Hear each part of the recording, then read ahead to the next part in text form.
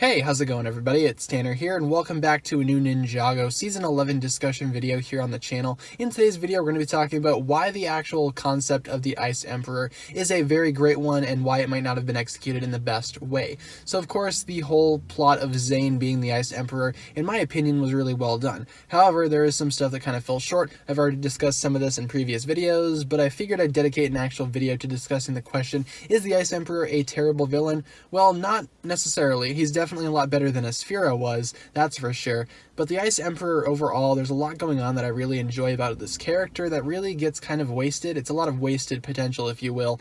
And again, the Ice Emperor has been revealed to be Zane. He is Zane basically corrupted by the Scroll of Forbidden Spinjitzu and swayed by General Vex.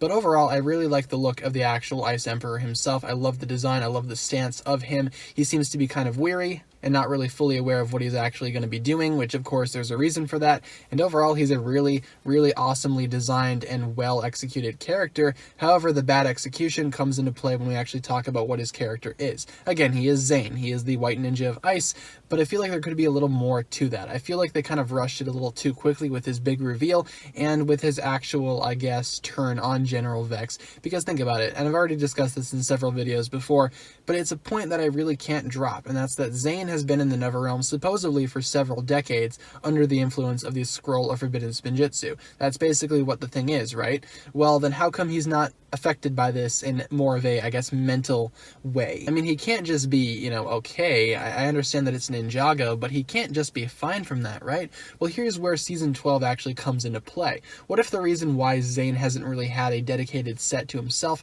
from what we've seen from these Season 12 leaks is because he'll be out of commission throughout the majority of Season 12? What if eventually his PTSD starts to kick in a little bit? Maybe he's experiencing some type of, disturbance because of the scroll, and maybe the other Forbidden Spinjitzu scroll is still trying to motivate him to sway the way of evil, something like that, at least to make up for the fact that in the Ice chapter he kind of just, walked around for a little bit, did some stuff off screen, and then, listened to Lloyd and suddenly turned back to normal.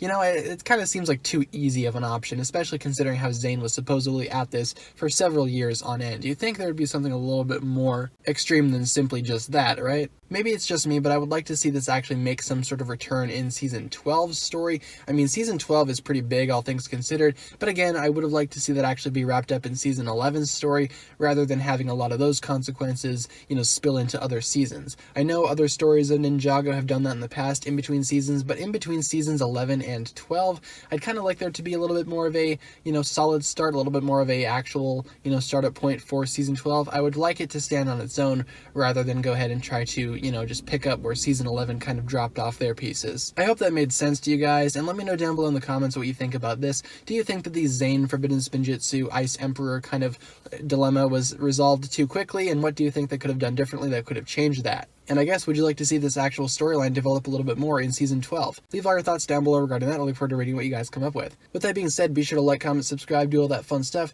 and check out the links down below in the description for my other forms of social media. As always, big shout out goes out to my Patreon supporters, including Alpdemon Studios. Thank you so much for pledging to the $5 tier. As such, you'll receive a spoken shout out and a written shout out at the end of every video. With that being said, guys, thank you so much for watching this video once again. My name is TannerFishies, and with that, I bid you farewell.